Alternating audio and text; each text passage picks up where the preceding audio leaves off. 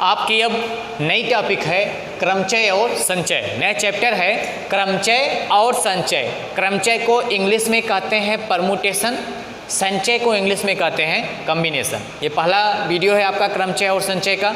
अभी तक आप लोगों ने श्रेणियों के बारे में पढ़ा, समांतर श्रेणी, गुणोत्तर श्रेणी, हरात्मक श्रेणी, 3 श्रेणी आपको पढ़ाई गई। द्विघात समीकरण के सिद्धांत पढ़ाए गए। अब इसके बाद आपको क्रमचय और संचय पढ़ना है। तो देखिए परिभाषा हमने लिखा है, आप इसको ध्यान से देखिएगा। इस चैप्टर पे आप ज़्यादा ध्यान से पढ़ेंगे, समझेंगे, तभी समझ में आएगा, क्योंकि थोड़ा सा हटके है, इस पे विशेष ध्यान आपको देना पड़ेगा। तो परिभाषा पे देखते हैं। लिखा है यदि हमारे पास कुछ वस्तुएं हैं, क्या है, हमारे पास कुछ वस्तुएं हैं जिन्हें हम हर प्रकार से क्रम में रखना चाहते हैं। कोई वस्तु ले लीजिए, उसको हमें क्या करना, हर हाल में एक क्रम में रखना है। आप लोग ऐसा अपने दैनिक जीवन में हमेशा करते हैं। बैग लाते हैं, उसमें कॉपी है, किताब है, पेंसिल है, सब आप लोग एक क्रम से रख के, ऐसा था नहीं भूसे की तरह भर के लाते हैं, उसको एक क्रम से रख कर व्यवस्थित ढंग से लाते हैं। कॉलेज स्कूल में आते हैं, क्लास में बैठते हैं, वहाँ पे भी एक निश्चित क्रम से बैठते हैं। 100 बच्चे हैं किसी क्लास में, अब 100 बच्चे जब क्लास में प्रवेश करते हो तो उनका एक निश्चित क्रम होता है, उन्हें एक निश्चित आर्डर पे, क्रम पे बैठाया जाता है। तो लिखा है हमारे पास कुछ वस्तुएं हैं जिन्हें हम हर हाल में, हर प्रकार से क्रम में रखना चाहते हैं। तो इस प्रकार के प्रत्येक विन्यास को क्रमचय कहते हैं। क्या कहते हैं? क्रमचय। जितने वस्तुएं हैं उन्हें हम हर हाल से किसी क्रम में रख दें, तो इस प्रकार से जितने क्रम बनेंगे सभी क्या होंगे? क्रमचय कहलाएंगे। क्रमचय नाम आप ध्यान से अगर देखेंगे, इसका विन्यास करेंगे, विन्यास का यूज भी किया गया है, तो जब इसका विन्यास करेंगे तो आएगा क्रम का चयन, क्रम युक्त चयन। क्या करना? क्रम का हमें विशेष ध्यान देना है। जैसे एग्जाम्पल अगर हम देखें, मान लीजिए आपके क्लास में पहली बेंच है, पहली बेंच पे 5 लड़के बैठते हैं। आज पांचों लड़के जिस क्रम में बैठे हैं, जरूरी नहीं है कि कल भी उसी क्रम में बैठें। कल कोई जो आगे आया था थोड़ा सा लेट हो गया, जो लेट आया था थोड़ा सा आगे आ गया, तो उनका क्रम क्या होगा? बदल जाएगा। लेकिन वो पांचों क्या हैं? उसी बेंच पे हैं। अगर ये निर्धारित कर दिया जाए कि इस बेंच पे 5 बच्चों को बैठना है, उनका नाम निर्धारित है, लेकिन ये नहीं निर्धारित है कि कौन पहले नंबर पे, कौन दूसरे, कौन तीसरे, कौन चौथे, कौन पांचवें। तो पहले दिन बच्चे आए, एक क्रम से बैठ गए, तो उनका एक क्रम हुआ पाँचों का। दूसरे दिन आए, जो पहले पे बैठा था हो सकता है वो दूसरे पे हो गया हो, जो दूसरे पे था वो पहले पे बैठा हो, तो क्या हो गया? क्रम उनका बदल गया। तो पहले दिन वाला विन्यास अलग हुआ और दूसरे दिन वाला क्या हो गया? विन्यास अलग हो गया। हैं तो 5 ही, उन्हीं वही 5 उस पर डेली बैठ रहे हैं, लेकिन उनका बैठने का तरीका क्या है? अलग अलग है। तो इस प्रकार से जितने तरीके से वे बैठ सकते हैं, जैसे बैठने का मतलब फिर उसी को रिपीट न किया जाए जब तक वही क्रम फिर न रिपीट हो। जितने क्रम से वो उस बेंच पे बैठ रहे हैं वही क्या है? क्रमचय है। तो जितने प्रकार से वो पांचों बच्चे, अब अगर 5 लोगों का नाम निर्धारित कर दिया जाए और कह दिया जाए इन 5 में से 3 बच्चे पहली बेंच पे बैठेंगे। अब 5 में से 3 का हमें चयन करना है। अब वो 3 पहले कौन बैठेगा, दूसरे नंबर पे, तीसरे पे कौन बैठेगा, उन 5 में से कौन 3 वहाँ पे बैठेगा, ये सब क्या है? ये सब क्रम का चयन है। आगे बढ़ते हैं। और प्रत्येक संग्रह को, जिसे हम वस्तुओं में से कुछ अथवा सबको लेकर उनके आंतरिक क्रम को बिना विचार किए बनाते हैं, वो क्या है? वो है संचय, कॉम्बिनेशन। जैसे 5 को हमने बताया, एक उदाहरण बताया कि पहली बेंच पे 5 बैठ रहे हैं, तो उनका जब क्रम अदल बदल रहा तो वो तो हो गया क्रमचय। लेकिन वो 5 उस बेंच पे कितनी प्रकार से बैठ सकते हैं, उनका प्रत्येक संग्रह जितने प्रकार से वो सब बैठ रहे हैं बिना आंतरिक क्रम को विचार किए। ये हमें नहीं देखना है कि उस बेंच पे 5 जो पहले नंबर पे था वो डेली पहले नंबर पे है कि दूसरे तीसरे नंबर पे है, दूसरे नंबर वाला पहले नंबर पे। ये क्रम का हमें ध्यान नहीं देना, बस दोनों में अंतर यही है क्रमचय और संचय में।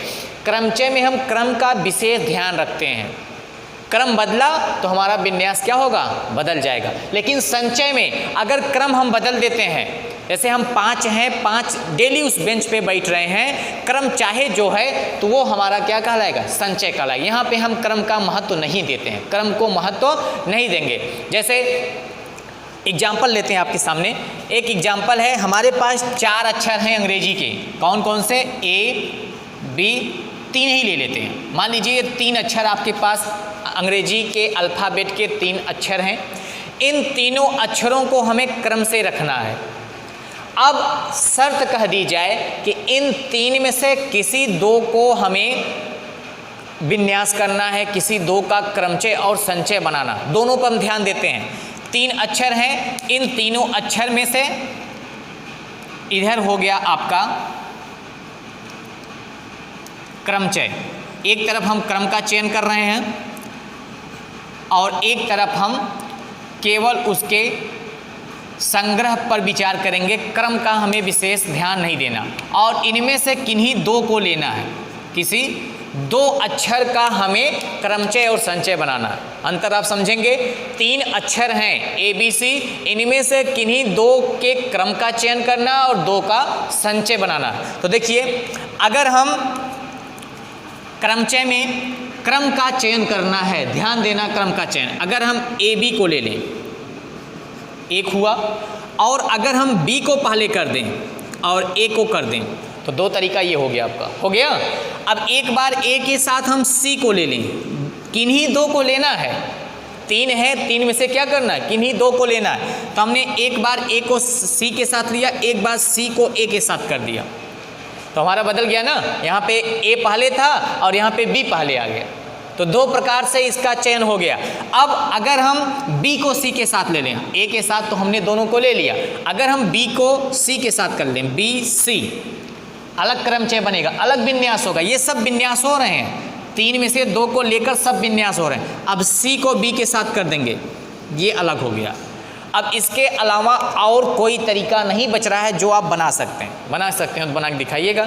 3 है, 3 में से हमें 2 का चयन करना है, 2 का विन्यास करना है, 2 का क्रमचय बनाना है। कितने प्रकार से बनेंगे?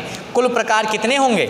यहाँ पे आपका कुल प्रकार, या ऐसे लिख सकते हैं कुल विन्यास। कितने प्रकार से विन्यास कर सकते हैं? कुल विन्यास बराबर कितना हो गया? 6। तो ये आपका आंसर होगा। आंसर में पूछेगा कि अंग्रेजी के 3 अल्फ़ाबेट में से, 3 अल्फ़ाबेट दिए गए रहेंगे, 3 अल्फ़ाबेट में से 2 अल्फ़ाबेट का चयन हम कितने प्रकार से कर सकते हैं? तो कितने प्रकार से? कुल विन्यास कितने होंगे? 6। ये तो आपका हो गया क्रमचय। चलते हैं संचय पर। संचय में देखिए, 3 में से 2 लेना है, तो हमने क्या किया? एक तो हमने ले लिया AB, इसने लिखा आंतरिक क्रम को बिना विचार किए। अगर हम AB को फिर BA कर देंगे कोई मतलब नहीं होगा। 3 में से 2 ही को लेना, तो हमने AB ले लिया। अब चाहे A पहले रहे चाहे B बाद में रहे, हमें यहाँ केवल संग्रह बनाना है कि कितने संग्रह बनेंगे। एक संग्रह हो गया A का B के साथ, चाहे A का B के साथ कहिए चाहे B का A के साथ करिए, कोई फर्क पड़ने वाला नहीं। जैसे गुणा करते हैं हम लोग, चाहे 2 गुणा 3 लिखें चाहे 3 गुणा 2 लिखें, मान कितना आएगा? 6 ही आएगा। 2 गुणे 3 करिए और चाहे 3 गुणे 2 करिए, दोनों का मतलब क्या है? एक ही है, अर्थात दोनों एक ही संग्रह को दर्शा रहे हैं। चाहे यहाँ से भी 6 यहाँ से भी 6, ये हो गया। अब A को हमने B के साथ ले लिया, एक बार हम A को C के साथ ले लेते हैं। अब अगर C को A के साथ करेंगे कोई मतलब नहीं निकलेगा। और एक और तरीका बच रहा है, क्या बच रहा है? B का C के साथ। अब चाहे B का C के साथ लिखिए, चाहे किसी बच्चे ने C को B के साथ कर दिया, दोनों एक ही बात है। तो ये हमारे कुल कितने होंगे? कुल संचय या कुल संग्रह, कुल संचय या संग्रह, कुल कितने संग्रह बनेंगे? 3 बनेंगे। तो आपको दोनों में अंतर अच्छी तरह से समझ में आ रहा होगा।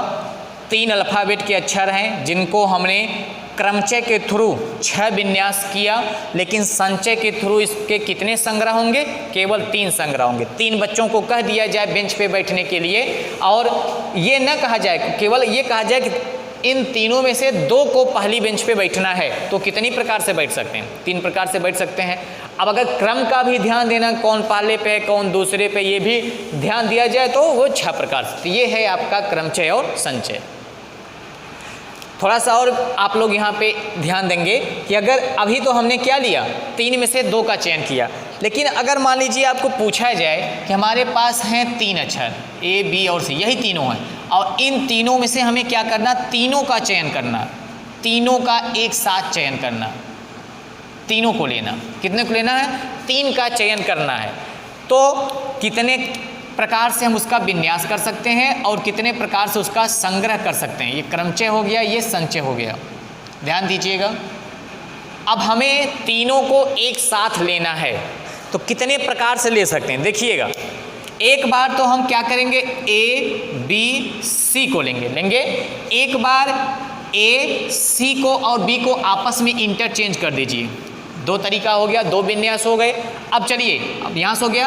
अब हम A, B को आपस में चेंज कर दें, B, A, C, ये कर दिया, 3 हो गए। अब क्या कर दें, A को लास्ट में कर दें, अर्थात B, इन दोनों को चेंज कर दें आपस में, B, C, A, ये हमने चेंज कर दिया, 4 हो गए। अभी आपके दिमाग में और कोई तरीका दिख रहा हो किसको और किस प्रकार से कर सकते हैं, तो देखिएगा। C को पहले कर देते हैं, C, A, B। एक बार हमने 2 कंडीशन में A को पहले रखा, बाद वाले को इंटरचेंज किया। तरीका भी करते रहेगा आप। मान लीजिए आपको विन्यास भी करना हो तो कैसे करेंगे, A, B, C, फिर A को रोकेंगे, इन दोनों को आपस में इंटरचेंज करेंगे, एक तरीका।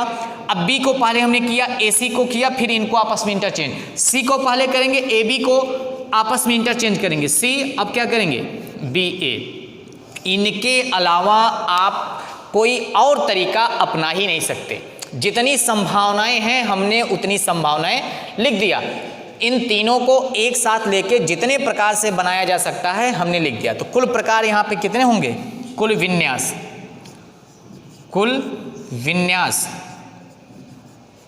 कुल विन्यास बराबर, यहाँ भी अगर 3 को एक साथ लेके करेंगे तब भी 6 विन्यास बनेंगे। चलते हैं संचय पर बात करते हैं। अब संचय में हमें क्रम का कोई महत्व नहीं है, आगे पीछे कर दो तब भी वह एक ही संग्रह पढ़ा जाएगा।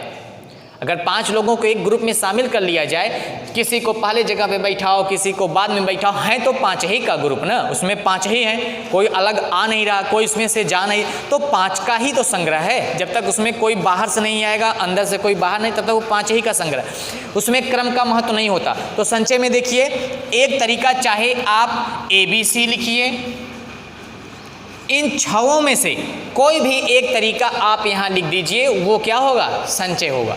तो कुल तीनों को एक साथ लेकर केवल हम एक संग्रह बना सकते हैं।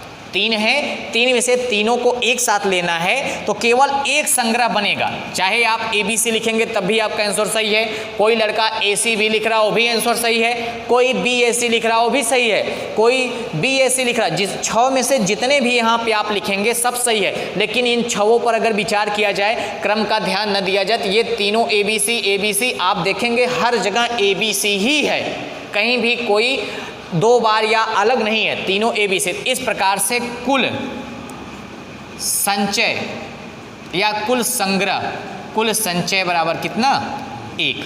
यहाँ पे कुल संचयों की संख्या 1 है, अर्थात अगर ABC में से तीनों को लेकर संचय बनाया जाए केवल 1 संचय बनेंगे।